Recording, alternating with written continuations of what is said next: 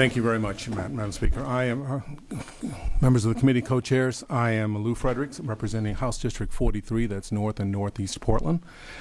I came here today to speak in opposition, frankly, to the entire package, and I'm going to tell you why in some detail, but I'm going to cut it down a great deal because you won't only give me 2 minutes.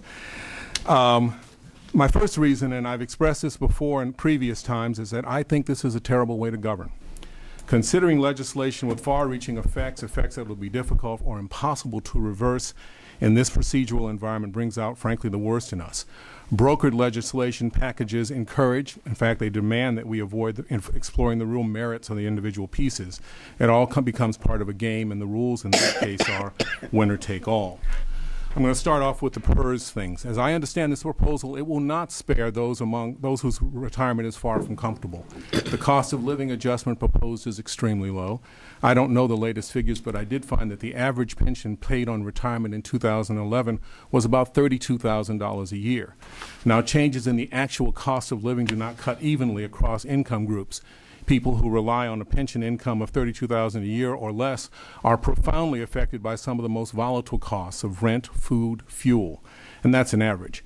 Many PERS pensions are much lower than that. And we are considering this today in advance of a Supreme Court ruling on SB 822. If it is ruled out, then what? If nothing else, we've wasted a lot of time on this. But the real issue for me is this. These people earn their retirement by working. The shift of wealth from those who work to those who speculate and manipulate is bringing this country down. We can talk all day about numbers, but these are people, human beings who invested their life's work in public service, and now we want to renege on the deal. It's beyond cynical to say that this is for kids or for schools or for teachers. Many of these human beings who would be touched by this proposal are retired educators. This is part of an ongoing theme of discounting and devaluing the teaching profession and the individuals who spend their lives getting good at it. And is that 2 minutes? It was 2 minutes.